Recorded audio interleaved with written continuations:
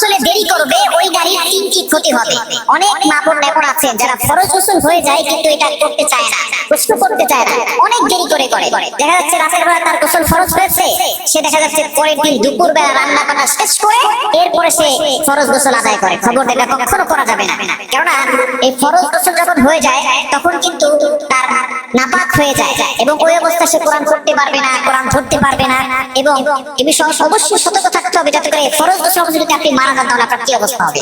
এক নম্বর ক্ষতি হচ্ছে যারা ফরজ গোসল অবস্থায় থাকে, দেরি করে ফরজ গোসল করে, তাদের এক নম্বর ক্ষতি হচ্ছে রহমতের ফেরেশতারা তাদের কাছে আসে এবং যেই ঘরে এই ফরজ গোসল দেরি করে যারা করে ওই ঘরের ভিতরে রহমতের ফেরেশতারা প্রবেশ করে না। যেহেতু তারা নাপাক, এইজন্য তাদের ঘরে রহমতের ফেরেশতারা প্রবেশ করে না।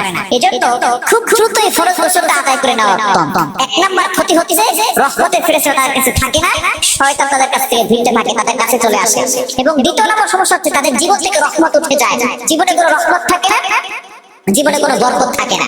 যারা দেখবেন ফরজ গোসল দেরি করে এবং দেখা যাচ্ছে যারা ফরজ গোসল দেরি করে তারা কিন্তু ফজরের নামাজ পড়ে না, আর যার ফজর ছুটে গেল তার জীবনের সকল বরকত ছুটে গেল। এজন্য ফজর ছুটানো যাবে না। ফজর যদি ছুটে যায় অনেকে মনে করে যে জোরের সময় একসাথে পড়ে নিবে, এটা যে আপনি করছেন অবশ্যই কিন্তু আপনি গুনাহগার হচ্ছেন এবং জীবন থেকে বরকত উঠে যাবে। এবং তিন নাম্বার হচ্ছে যারা ফরজ গোসলে দেরি করে তাদের জীবনে অভাব লেগেই থাকে, অভাব থেকে তারা মুক্ত থাকতে পারে।